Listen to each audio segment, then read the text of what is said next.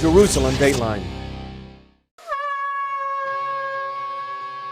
This week on Jerusalem Dateline, we take a special look at the history of the New Testament and the times of Jesus, examined in CBN's new documentary, Written in Stone. It uncovers the 2,000-year-old archaeology from the times of Jesus. Plus, Scott Ross tours Magdala, the home of Mary Magdalene, and Julie Stahl looks at Nazareth, the town where Jesus grew up. All this and more this week on Jerusalem Dateline. Hello and welcome to this edition of Jerusalem Dateline. I'm Chris Mitchell. On this week's program, we'll look at the archaeological record of the life and times of Jesus of Nazareth.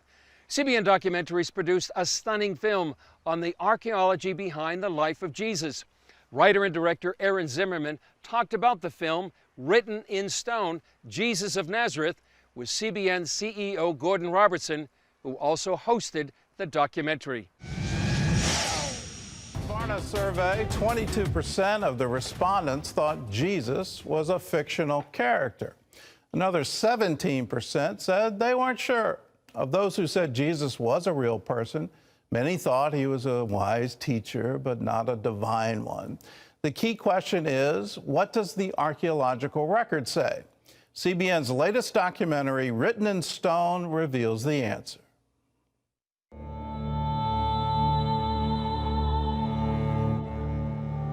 So far from 150 years of archaeology, whatever we find either amends the Bible or is not related to the Bible, but it doesn't reject the Bible. None of it rejects any of the biblical stories.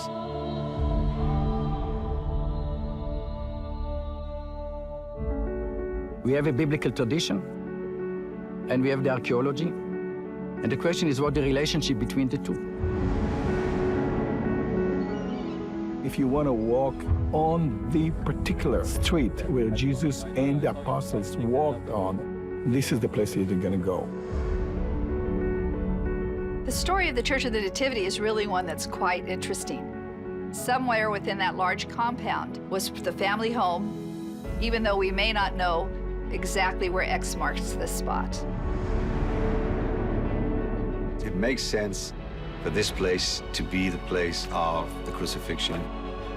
Does it fit the right period? Does it show evidence of that era? We have to say this is a very strong case.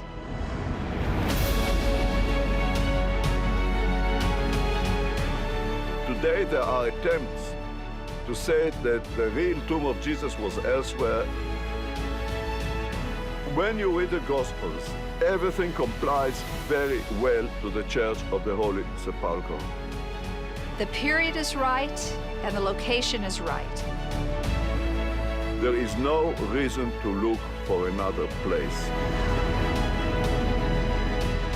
When he came to Capernaum, he was home. He was in the house. Whose house? What house? If we have to give a grade, we're going to give this a B plus A minus. People know where Peter lived. It was an ideal place for Jesus, and he's walked between Nazareth and the lake to stop here. So was Jesus in the synagogue? I would say you'd need to be a very, very industrious person to prove he wasn't. When Jesus comes to Jerusalem, as a believing Jew, he will spend a lot of time on the Temple Mount. Where did Jesus walk? There's no question he walked on these steps, because this is the main entrance to the temple.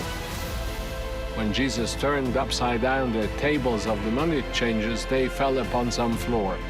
We have that floor. We have those floors upon which Jesus could have walked. You don't want to believe what's written in the Bible? Fine. See what archaeology is teaching you.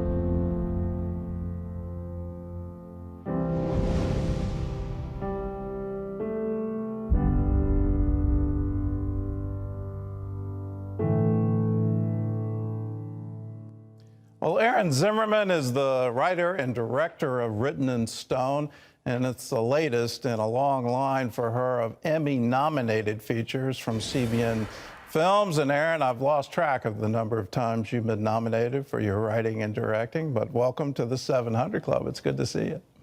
Thanks, Gordon. And it's 4. It's 4. Okay. Well, let's look at the film and let's go right into the Church of the Holy Sepulchre. Why do you think that's the place where Jesus died and was buried? Well, it's not really what I think, it's what history thinks. And in the film, we go way back to about 100 years after Jesus. About AD 132, the Romans invaded Jerusalem and wanted to just completely decimate it. They wanted to erase the memory of the Jews. And what ancient societies did is when you conquer a country, the first thing you do is you go to their holy sites and you knock them down and you build your own temple there. So the Roman army comes in and says, where are the holy sites? Okay, number 1 is the Temple Mount. So great, they build a temple there.